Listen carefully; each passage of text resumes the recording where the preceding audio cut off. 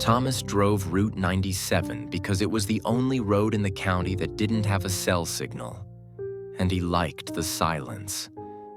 It was a sprawling, winding run of gravel and cracked asphalt that snaked through the hollows where the trees grew so thick they braided together over the road, creating a tunnel of emerald twilight even at noon. His truck, an aging white Grumman LLV with a heater that hummed like a chorus of cicadas and a steering wheel that vibrated with a nervous energy, was his only companion. The previous driver, a man named Silas, who had retired abruptly after 30 years without saying goodbye or attending his own cake-cutting ceremony, had left a small, handwritten notebook wedged into the sun visor. It wasn't a log of mileage or oil changes.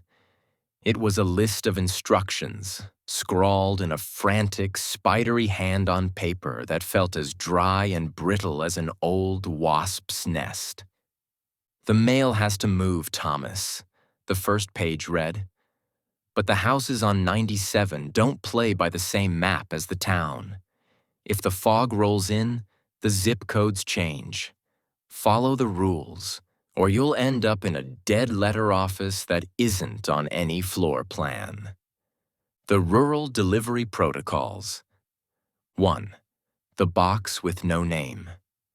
If you reach a mailbox that is wrapped in rusted barbed wire, do not check the flag. Drop the mail through the slot and drive away without looking in the rearview mirror. If you hear a thank you from the ditch, increase your speed. 2. The Sunday Circulars. If you find a coupon flyer for a grocery store called The Harvest, do not deliver it to any house with a porch light on. That store hasn't been open since the drought of '34, and the prices in the flyer are listed in pints of blood, not dollars. 3. The red flag. If a red flag is up on a box in the Blackwood Hollow, and there is a single crow sitting on top of it, the outgoing mail isn't a letter. It's a trade. Leave a handful of salt in a box and take whatever is inside. Do not open the envelope until you are back in the light of the main highway. 4. The hitchhiker in the mirror. Between the hours of 3 p.m. and 4 p.m., you may see a man in a mail carrier's uniform walking along the shoulder. He will look exactly like you. Do not stop. If he waves, check your fuel gauge.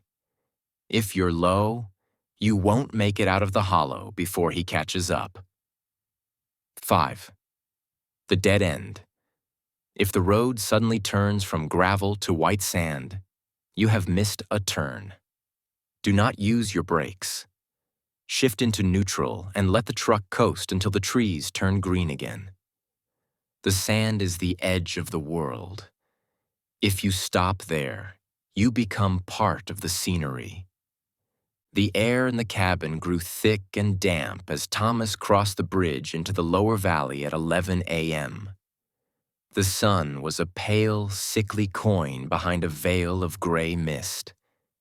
He reached the first stop, a leaning wooden box at the edge of a property overgrown with waist-high yellow grass that moved in waves even though there was no wind. It was wrapped in rusted barbed wire, the metal biting deep into the rotting cedar. Thomas felt a cold prickle at the base of his neck. He reached for a bundle of utility bills and slid them through the narrow opening, his fingers grazing the cold, jagged wire. As he shifted the truck into drive, a dry, rasping whisper rose from the tall grass beside his tire. "More. Give us more." Thomas didn't look back. He pressed the accelerator, the gravel spitting from beneath his tires like buckshot. He kept his eyes locked on the road ahead, refusing to look at the rearview mirror where he feared he might see what lived in that ditch. By 1:30 p.m., The silence of the woods had become oppressive. The only sound was the rhythmic thump-thud of the tires over the frost-heaved road. He reached Blackwood Hollow, a place where the shadows seemed to pool on the ground like spilled ink. The trees here were different. Their bark was black and slick, and their branches bore no leaves, only clumps of gray moss that hung like wet hair. The mailbox there was a rusted iron drum. The red flag was up. On top of it sat a crow, its black eyes fixed on Thomas with an intelligence that felt heavy and ancient. Thomas remembered Silas's notebook. He reached into his glove box and pulled out a small glass jar of sea salt he had brought from his kitchen. He stepped out of the truck. The air felt thin, smelling of wet wool and copper. He swapped the salt for a heavy wax-sealed envelope that lay in the bottom of the drum. The crow let out a sharp, mocking caw and took flight, its wings sounding like tearing paper. Thomas scrambled back into the LLV, his hands shaking so violently he nearly dropped the keys. He set the envelope on the passenger seat. It pulsed, not a heartbeat, but a slow, steady thrum, like the vibration of a beehive buried deep in wood. He covered it with a stack of magazines and kept driving, his heart keeping time with the vibration. At 3:15 p.m., the sun began to dip behind the jagged ridge of the mountains, casting long, skeletal shadows across the road. Thomas glanced in his side view mirror. A figure was walking on the shoulder. It was wearing a blue uniform. It carried a leather mail satchel. As the truck slowed for a curve, the figure grew closer with impossible speed. Thomas looked at the face in the mirror.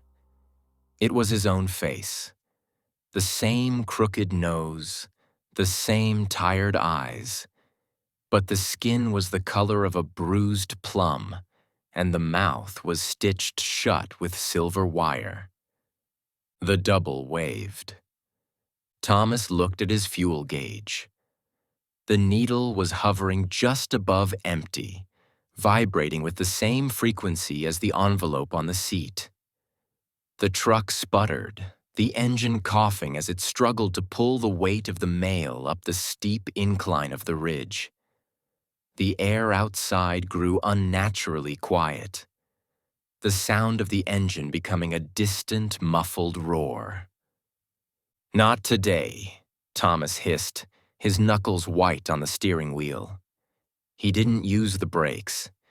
He leaned into the curves, the truck swaying precariously as he pushed the aging engine to its limit. The figure in the mirror didn't run. It simply walked.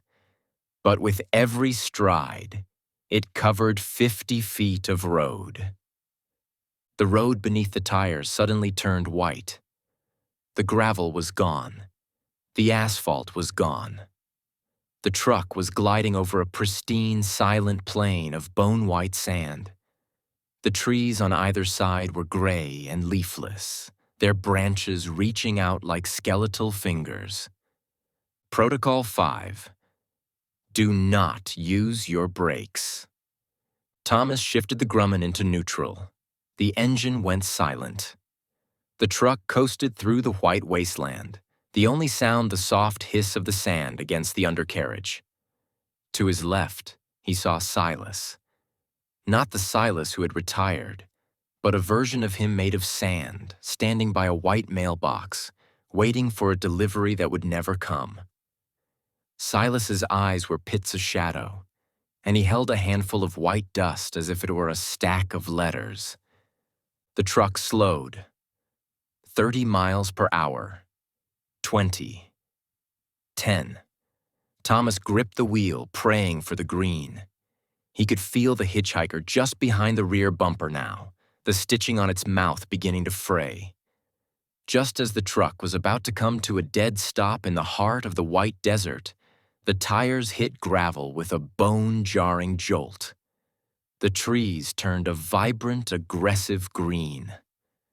The sun returned, a warm gold that filled the cabin and chased away the smell of wet wool. He was back on the main highway, the familiar sound of a distant tractor providing a grounding sanity. Thomas pulled over at a gas station, his chest heaving.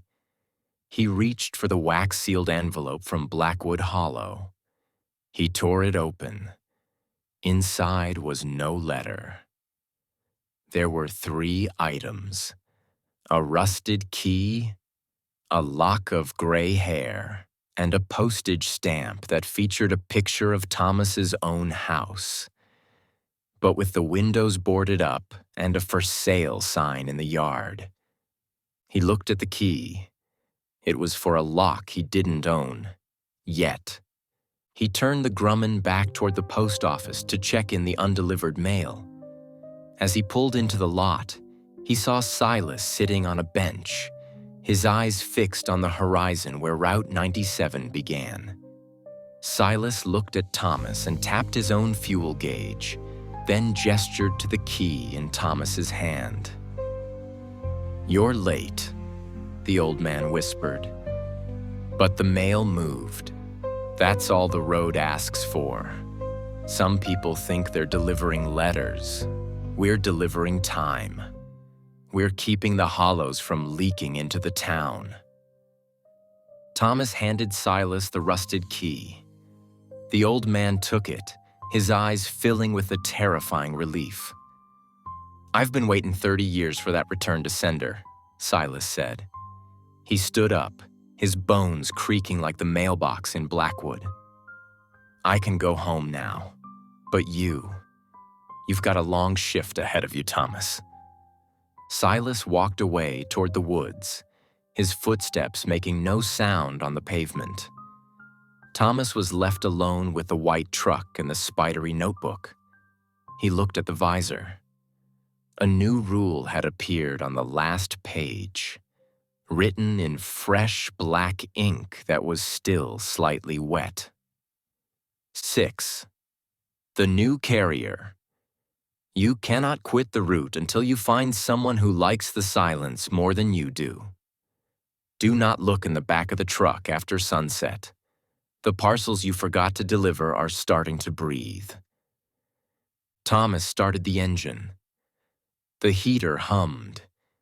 He looked at the gas station across the street and realized he wasn't hungry anymore. He didn't want coffee. He didn't want the news. He reached into the back to grab his jacket, but his hand stopped mid-air. From the dark corners of the mail bay, he heard the soft, unmistakable sound of a child's laughter and the tearing of an envelope.